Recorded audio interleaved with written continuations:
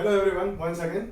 देखो, अब हम इसके आगे का पार्ट पढ़ेंगे। मैंने आपको कहा था कि अगर ऑब्जेक्ट को हमने beyond C between C and F लग दिया, so object between C and F, तो ये हमारा फोर्थ केस बनता है। फिर से मैं यहाँ पे कॉन्वेक्स लेंस ड्रॉ कर रहा हूँ। This is our optical centre, this is principal axis. तो मैं यहाँ पे ले रहा हूँ ये focus F1, this is centre of curvature.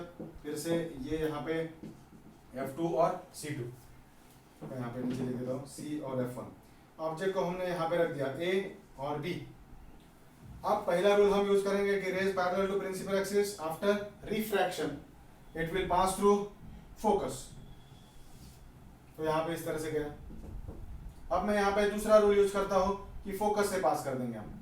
अगर मैं फोकस से पास कर रहा हूँ तो ये यहाँ पे इस तरह से गया, and after refraction it will move parallel to principal axis. तो यहाँ पे इस तरह से प्रिंसिपल एक्सिस को पैरेलल मूव हो गया और यहाँ पे आ गया। तो रिफ्रैक्शन के बाद बी से जो रेज निकले थे, ये पॉइंट यहाँ पे मीट हो गया, मतलब बी डैश है। उसी तरह से ए के सारे रेज यहाँ पे ऊपर आएंगे और यहाँ पे अपना आएगा ए डैश। क्लियर?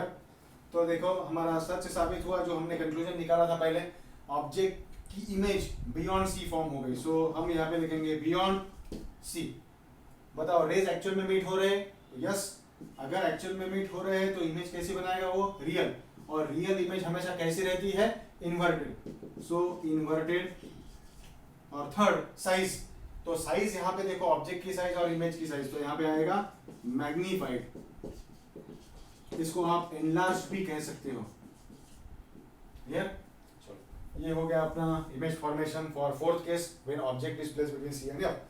चलो, अब आगे कौन सा पॉइंट आएगा? तो फोकस पॉइंट आएगा। Object placed at focus. फिर से अब मैं यहाँ पे कॉन्वेक्स लेंस ड्रॉ कर रहा हूँ।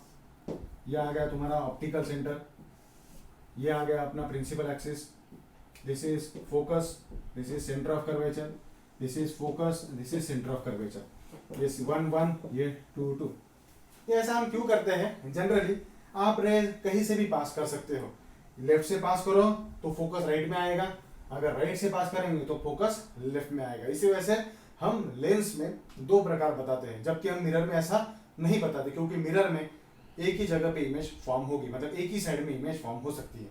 ठीक है, तो अब ऑब्जेक्ट को हमने कहाँ पे रखा? फोकस पे रखा।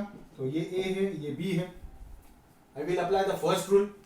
फर्स्ट रूल को अप्लाई करने के बाद यहां से पता चलता है कि ये ray parallel to principal axis गया, and after refraction it will move, it will pass through focus.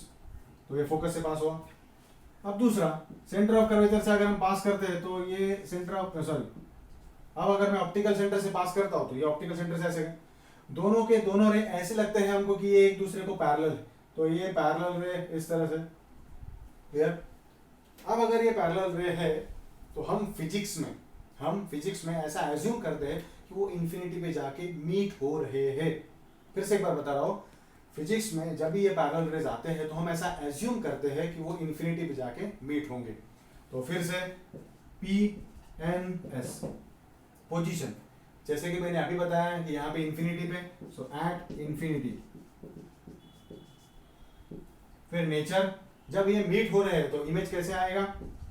Real and inverted.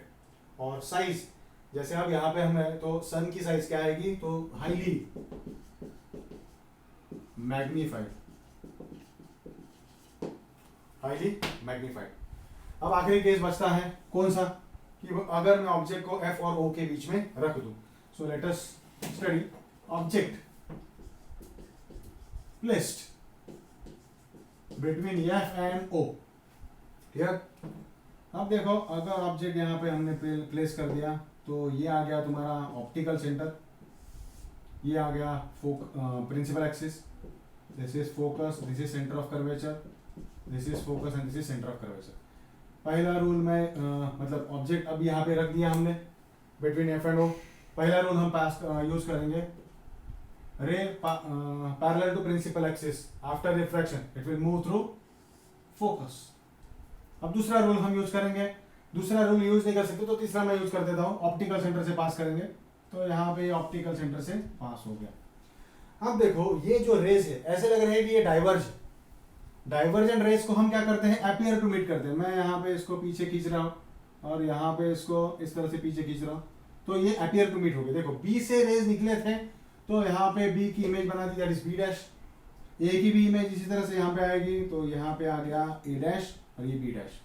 फिर से पी एन एस पी, तो पोजीशन क्या आ गया यहाँ पे, बिहाइंड लेंस, या हम ऐसा कहेंगे on the same side of object.